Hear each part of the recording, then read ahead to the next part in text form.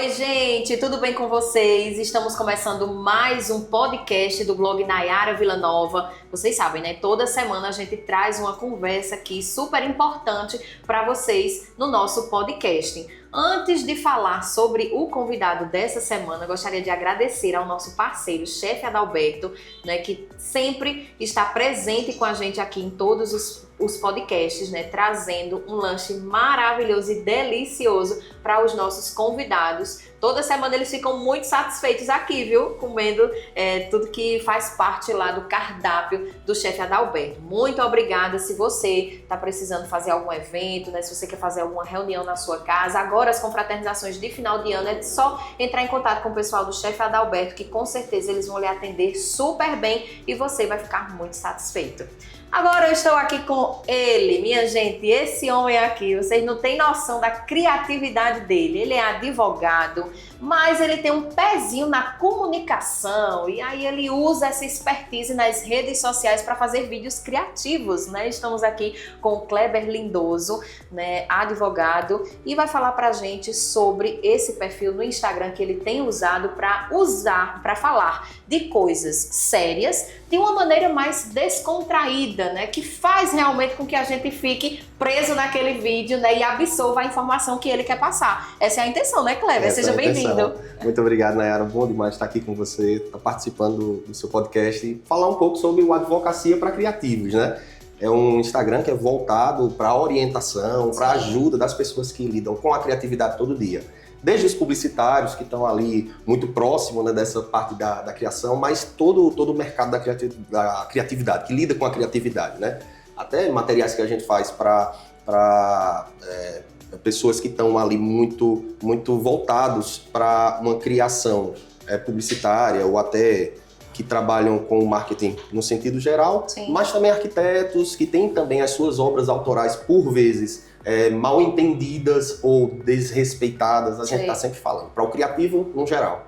Pronto, e aí eu queria que você falasse um pouco como é que surgiu essa ideia, né? Como é que surgiu, de fato, esse feeling assim seu, né? De dizer, rapaz, eu vou usar a minha expertise e a minha criatividade, né? Para poder atingir esse público e para falar de uma coisa séria de uma maneira diferente. Então, a gente vai lá atrás, antes de entrar no curso de Direito, quando eu já trabalhava com publicidade, até antes da publicidade, já como músico, já começava ali os primeiros passos a tratar com os criativos. Sim.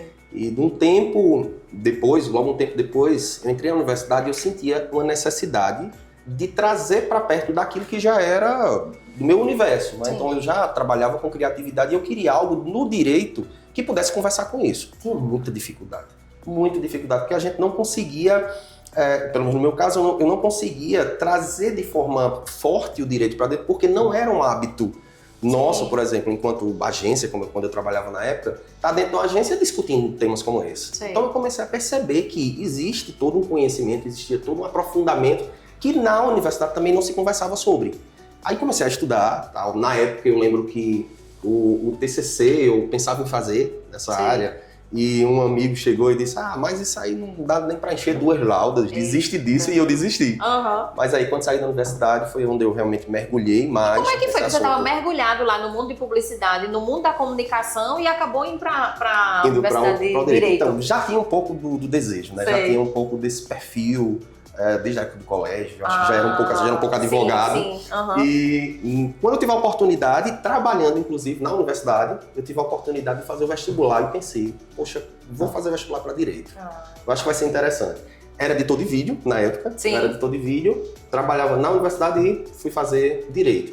Aí foi nessa época que realmente eu senti essa necessidade de trazer o direito para perto daquilo que eu já fazia. Eu acho que é uma dificuldade muito grande para muito aluno que está saindo da universidade, dizer, poxa, o que é que eu vou seguir? O que é que eu vou fazer? E agora? Que é quando termina o curso. E agora? O que é que eu vou fazer?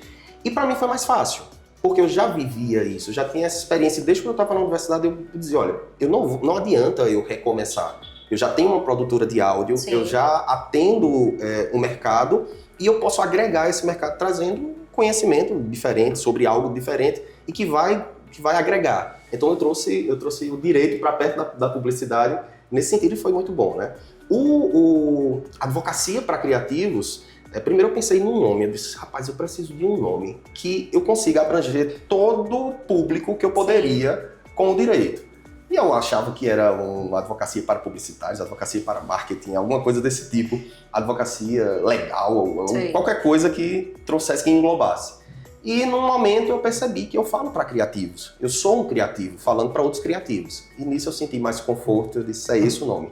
Aí surgiu o Advocacia para Criativos, o Instagram do Advocacia para Criativos. Comecei ali por volta um pouco antes da pandemia, eu acho, um pouco antes da pandemia. E logo depois da pandemia, quando estava terminando ali em 2021, eu quase não fiz mais vídeos. 2022, acho que 2 ou 3 vídeos. Esse ano eu decidi retomar. Eu disse, eu vou continuar falando para as pessoas. Vão acontecendo outras coisas de trabalho e a gente acaba mergulhando no trabalho e esquecendo coisas que são boas e que a gente consegue modificar. Nesse caso, no meu caso, eu tinha a intenção de modificar um pouco o mercado. Sim. Falar para os meus, né? Falar para os pares.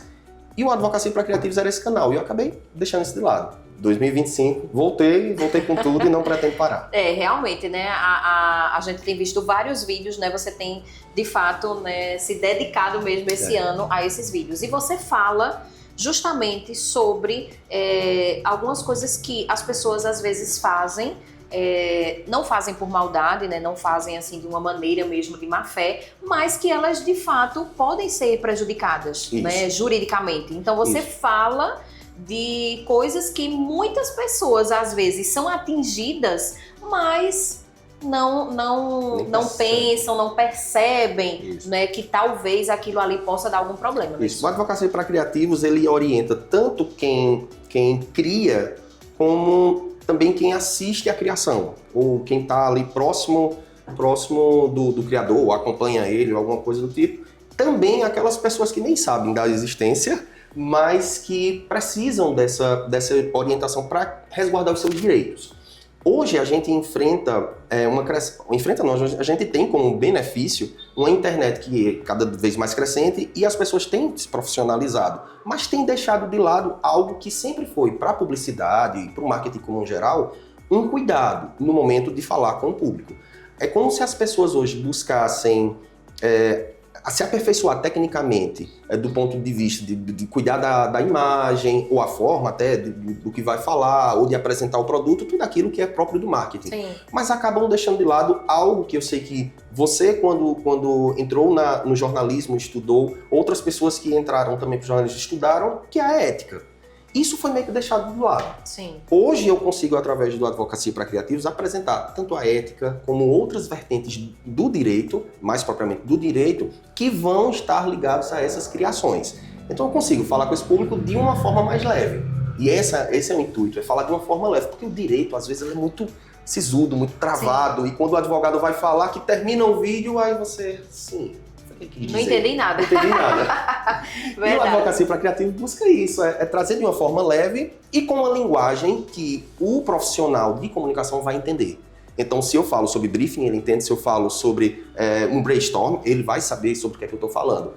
Então, a gente consegue atingir um público com uma informação relevante e com a linguagem que ele entende, que ele tem no dia a dia dele, né? Por conta dessa expertise de antes, né? Vamos conhecer um pouquinho aí o perfil? Coloca aí um vídeo, né? Um vídeo que realmente bombou. Depois que vocês assistirem esse vídeo aí, a gente vai falar um pouquinho sobre ele. Bota aí pra gente ver.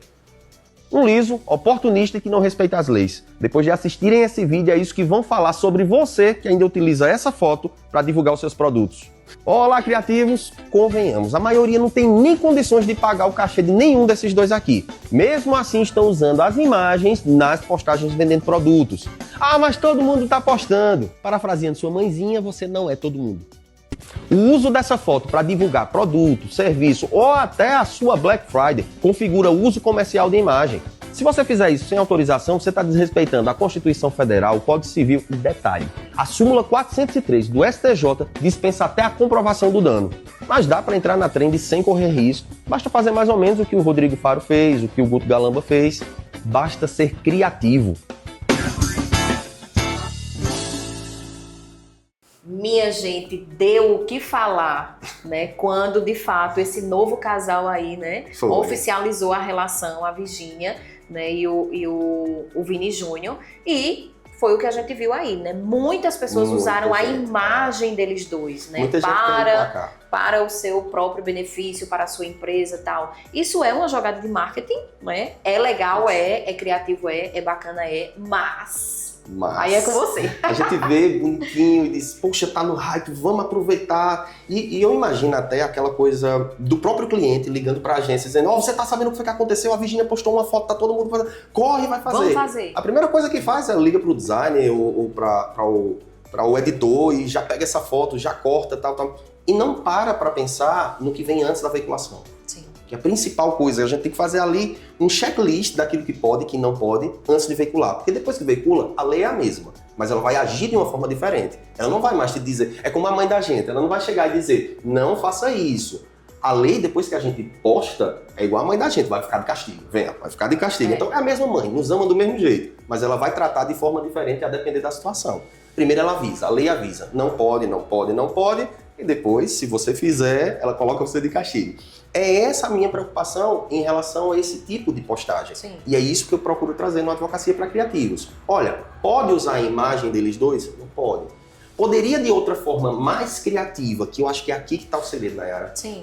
O criativo ele se destaca porque ele consegue permear por caminhos de fatores limitantes da criatividade. Sim.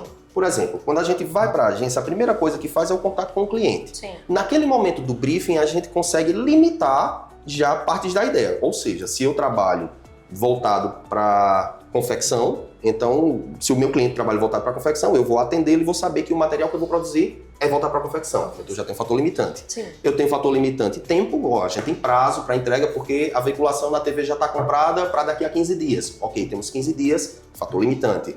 O meu orçamento, e quem é da comunicação sabe, o orçamento vai estar sempre apertado. Então, o cliente vai dizer, meu orçamento é apertado, eu tenho outro fator limitante. Quando a gente vai para questões técnicas, o profissional também tem fatores limitantes. Então, o designer ele sabe que ele tem uma metragem correta dentro do outdoor, para que ele coloque um número X de letras, né, de palavras, de caracteres, que vai dar para ser lido enquanto alguém vai transitar. Ele sabe que ele tem 30 segundos para fazer um bom roteiro de VT. Então, todos esses fatores limitam. Só que é esquecido um fator limitante chamado lei. E isso tem que ser observado antes. E as pessoas simplesmente sentam para criar, tentando fazer de uma forma muito rápida e acaba atropelando essas questões. E isso acontece. Por isso que eu digo que o criativo ele vai conseguir permear por todas essas questões, inclusive a lei, e ser criativo. Algumas empresas fizeram o seguinte, pegaram a imagem, substituíram o rosto deles com uma marca, com uma logo deles, ou até um bonequinho, colocaram alguma coisa. Ou seja, eles conseguiram participar no hype, conseguiram acompanhar o hype, surfar na onda, mas não violaram marca. Não violaram a imagem. Conseguiram encaixar a marca deles sem violar. Ou seja, esses aí estão antenados com a lei, né? Isso. E sabem que, de certa forma, pode dar um problema lá na frente. Isso. E acabam demonstrando muito mais criatividade. Você seguir a trend simplesmente copiando, você não está demonstrando nenhuma criatividade. Na verdade, o que você tem é velocidade. Ok. Mas o que a gente precisa e o que destaca no mercado é você ser criativo. Eu falo para criativos e o que eu quero é que eles sejam cada vez mais criativos. E esses fatores limitantes, quando são transpostos, quando você consegue superá-los, é que você consegue demonstrar o quão criativo é. É difícil você criar sem ter um orçamento, mais aberto. É muito difícil você conseguir criar num curto espaço de tempo. E você se destaca com isso. Então, por que não também se destacar obedecendo à lei e dizer, a gente conseguiu criar, entregar isso para o cliente. A gente conseguiu criar esse material aqui, obedecendo todas as regras daquilo que pode e que não pode. Inclusive, nesse caso da Virgínia, o que eles fizeram não respeitou o direito autoral do fotógrafo, porque pode ser entendido como uma paródia. Eles parodiaram a imagem, aquela foto, Sim. Foi uma paródia, só que eles conseguiram eliminar a única coisa que poderia trazer problema, que era a imagem. A imagem deles. Eles conseguiram eliminar. Que interessante, né? E aí a gente tem também outros casos assim que são muito discutidos em relação às marcas. Teve um vídeo recente que você fez também em relação àquela marca lá da coroa, né? Que tem duas famosas aí brigando, né? Aí uma falou da coroa, não, eu botei a coroa primeiro, e a outra depois reclamou e não sei o quê. E não, mas não é a mesma coroa, mas coroa é coroa de todo jeito, né? Coroa é coroa de todo canto. Então, explica um pouquinho pra gente também sobre esse assunto, né? E sobre esses problemas que as pessoas que estão abrindo empresa, né? Que estão querendo empreender, precisam, os cuidados que as pessoas precisam ter para não ter prejuízo depois. O empreendedor, ele é um criativo nato. Ele tem que ser criativo desde lidar com orçamento até na entrega final para o cliente. E por vezes, ele deixa aflorar muito essa questão da criação e quando ele vai criar a marca, ele não atenta para algumas questões técnicas que são importantes. Que eu sempre digo, gente, você buscar um profissional é diferente. Sabe, você buscar o técnico no assunto é diferente, porque ele tem uma linguagem diferente, ele tem um entendimento e uma visão, um olho clínico diferente. Isso faz toda a diferença. Para a criação de marca, não é distinto, não é diferente. Para a criação de marca, é importante a gente ter um bom profissional que esteja de olho naquilo que pode e que não pode, e daquilo também que é, como o caso que eu falei das coroas, aquilo que é muito comum do mercado.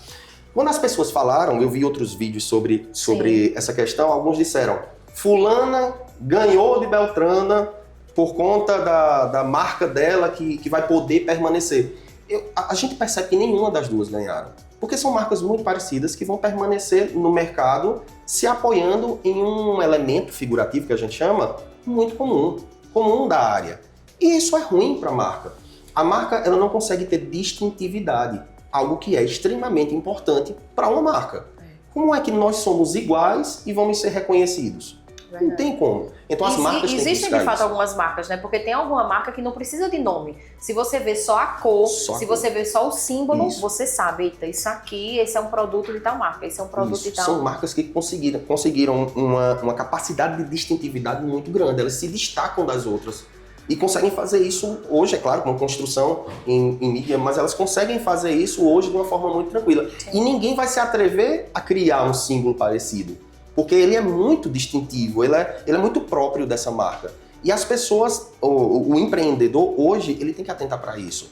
Não é simplesmente, olha, eu usei um aplicativo, o aplicativo me sugeriu esse desenho, ou então tem lá no template. Inclusive, eu até quando comentei sobre marcas, eu falei sobre isso. E teve até um julgamento de alguém que disse, estão subvalorizando o aplicativo, mas eu uso muito bem. Eu disse, olha, você usa muito bem porque você é um bom criativo. Então, independente da ferramenta, a gente tem mania de culpar a ferramenta quando a gente é ruim, né? Mas o bom, ele destaca. E mesmo com a ferramenta, né, com aquele tanto de coisa, com tanto de recurso, nem todo mundo sabe usar. Nem todo mundo sabe usar. Então, quando você é bom no que você faz, até com ferramenta ruim você consegue. E é isso que acontece. Aquele aplicativo, a plataforma tem templates e as pessoas às vezes vão buscar ali naquele template a marca dele. Entenda, o próprio site, a própria plataforma não orienta nesse sentido. Diz que você não pode usar aquilo que está lá de template, aquilo que já está lá pré-fabricado e utilizar como a sua marca. Não pode. Sabe? E eu chamo a atenção do criativo para isso, mas também daquele empreendedor. Porque o grande foco é a gente não acaba trazendo a pessoa para um local em que ela não vai conseguir evoluir. Por exemplo, o empreendedor, ele está numa situação em que por vezes ele não consegue pagar o profissional e é claro, ele vai buscar isso. Então, eu falo para o criativo, mas eu falo também para esse empreendedor que é criativo, que está ali iniciando um novo negócio, e o que eu digo é, vem cá, inicia do jeito certo, inicia da melhor forma. Se você vai buscar na plataforma, vai por esse caminho. E a gente faz isso, é claro, às vezes de uma forma mais ácida, porque tem que chamar a atenção das pessoas e até dos profissionais que se dizem profissionais, estão ali no mercado, mas que acabam indo por outra vertente e fazendo do jeito errado. Em relação a marcas, né, falando sobre marcas, você fez um vídeo também recente sobre os ovos da Graciane Barbosa, né, que ela agora é uma empreendedora, né, e tem uma marca de ovos. E assim, uma marca de fato que é muito comum, né, que tem outras marcas que são muito parecidas, né? E aí comenta um pouquinho em relação a isso. Você acha mesmo que ela pagou a um designer ali pra fazer aquela marca? Não. Ou foi o sobrinho? Eu tenho um sobrinho que entende. É o super de sobrinho marca. Que eu digo, tem um super sobrinho. O super sobrinho tá sempre presente. pessoal busca ali aquele menino que se destaca no computador. Esse menino é inteligente, eu vou colocar ele para fazer tudo da minha empresa e acaba se dando mal. Eu acho que a Graciane chamou um super sobrinho para trabalhar. Mas ali o que é que acontece? A própria plataforma lançou como estratégia criar todo esse universo ali ao redor da Graciane, do lançamento de uma empresa de ovos e tudo isso, para depois, né, acho que 1 ou 2 dias depois, dizer, eu usei tal plataforma para criar minha marca. Sim. E o que eu mostrei nesse vídeo foi, independente disso ser uma jogada ou não da plataforma, acabou que no fim das contas ela criou algo que é igual de todo mundo, que todo mundo está fazendo, e que pra gente que trabalha com registro de marca, a gente acaba tendo muita dificuldade de provar para o INPI, para o Instituto Nacional da Propriedade Industrial, que aquilo ali é distintivo em relação a outras. Porque o INPI, se olhar o elemento figurativo, vai dizer, olha, aqui está muito parecido com essa marca, nesse segmento. Então, infelizmente, não pode. Então, a gente tem que buscar a distintividade. E o que acabou se gerando foi, eu fiz tudo, gente. Eu fiz a minha marca, eu fiz toda a aplicação da marca na papelaria e fui tudo eu que fiz com tal plataforma. Certo, você fez a sua marca, mas a única coisa que você está me dizendo é que a plataforma lhe deu condições de criar uma marca e você não teve competência para criar uma marca que realmente tivesse o poder de distintividade. Então isso ficou muito, muito claro, né, em toda essa campanha, em tudo isso. Desde a ideia dela, né, de ter lançado, até depois quando a plataforma realmente se mostrou e disse, foi uma ideia nossa de ter colocado, né, a Graciane para criar essa marca e tal. Olha, eu queria te perguntar sobre algumas empresas assim que a gente vê, ou algumas marcas que a gente vê por aí, que elas de fato fazem de propósito mesmo. Por exemplo, tem uma marca super famosa e aí vem uma pessoa e faz uma marca super parecida, muda só uma letra, para que de fato as pessoas possam confundir mesmo com a marca grande, com a marca famosa. Nesse estudo aí, como é que seria? O que é que... Violação de marca. Violação de marca. A lei ela protege a marca. A marca é protegida. Você violar e desviar a clientela, você tem uma punição que vai além da violação de marca. Você também tem a concorrência desleal. Sim. E isso eu oriento. Porque você faz de fato a associação, né? Porque você pode dizer, não, mas não é o mesmo nome. Mas aí você mudou uma letra, mas fez a associação com a empresa grandona lá. Isso. E em alguns casos, a gente tem até uma violação mais séria, que já aí o pessoal já busca a pirataria. Sim. Então você utiliza a marca de uma forma mais eu diria mais gravosa, porque a gente já parte aí para o Código Penal. Então acaba sendo muito mais gravoso, você tem uma violação não só na esfera civil, mas também na esfera penal. Mas essa busca, por exemplo, de fazer um nome parecido trocando apenas uma letra, o próprio INPI não aceita. Então, se você vai para o mesmo segmento, utiliza uma marca muito parecida, o Instituto Nacional da Propriedade Industrial não vai aceitar. A sua marca, depois de 1 ano e 6 meses mais ou menos, vai ser indeferida. E vai voltar para o começo, vai ter que desenvolver uma nova marca e tentar fazer. As pessoas fazem isso muitas vezes de propósito e nem buscam o registro, porque elas estão com a intenção simplesmente de cometer o crime e desviar a clientela. E claro, é punido. É de muita importância você fazer o registro da marca. Muito importante. Isso de fato assim, é o principal conselho que você dá para aquele empreendedor, né? Que vai fazer uma marca, primeiro procurar um designer, né? De qualidade, para fazer uma marca mesmo, né? Com uma defesa, né? É tão bonito, né? Quando você pega uma defesa de marca. Que lindo, né? Quando chega pra gente a marca que foi pensada por um designer. É diferente, você tem desde a tipografia utilizada, uma explicação, uma lógica, ele consegue defender a marca, ele entrega um manual de marca para o cliente passa pra gente. Facilita muito a vida do advogado que vai registrar a marca. Vamos falar do registro. E a gente trabalha em parceria com o profissional e muitas vezes o profissional tem acesso direto ao advogado para dizer, olha, a gente está fazendo aqui um estudo, a gente quer analisar 3 marcas aqui que a gente levantou com o cliente, dá uma analisada para a gente ver. Então, quando a gente faz isso casado, é até melhor. Porque já chega para o cliente uma coisa que já está mastigada e que ele consegue, dali para frente, só trabalhar a questão da divulgação da marca. Então é uma marca que já está garantida, a gente já entra com um processo e ao fim do processo ele já tem uma garantia de usar a marca. Mas é primordial você criar uma marca que tenha alta capacidade de distintividade e buscar registrá-la. É importantíssimo. Imagine você investir em uma casa, arrumá-la toda, deixá-la toda bonita reformou, ficou linda. Chega alguém e diz, essa casa não é sua. Nossa. É isso que acontece. Então, imagina um lojista que preparou tudo, todo o layout da loja, tudo lindo, lá fora estampado o nome, que na verdade as embalagens, né? Embalagem, todo esse custo. Papel timbrado, tudo. Imagina o custo que é hoje. Cartão. Pra quem tem loja, tudo isso, e ter que refazer, jogar fora toda essa papelaria. Joga tudo fora isso que foi criado e vai ter que gastar tudo de novo. Já peguei clientes assim, já passou por situação dessa, já passou por situações dessas. Foi notificado, quando procurou, a gente disse, infelizmente você não tem para onde ir. Você procurou uma marca que já existe, você investiu em algo que não é seu e no fim das contas você está sendo notificado e com razão. O que fazer agora?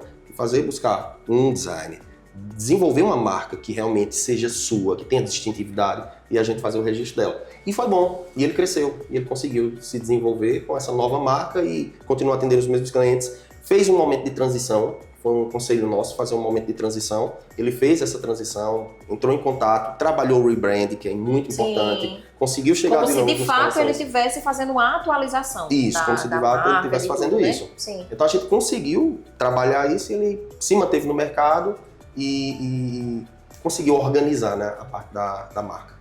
Ou seja, depois dessa conversa, minha gente, um conselho que eu dou agora é: tenha sempre um amigo advogado. Sempre. Porque é impressionante que em todas as esferas da vida, né, de fato, a gente precisa de uma orientação e de uma presença, né, oficial mesmo, de um profissional que trabalhe com aquilo e que saiba o que fazer, né? Isso. Porque às vezes a pessoa vai no impulso, né, e vai fazendo, e aí nem pensa de fato que precisa registrar, que precisa pesquisar, que precisa saber se tem outro igual ou se não tem. Aí depois lá na frente, aí é que o negócio... É um prejuízo.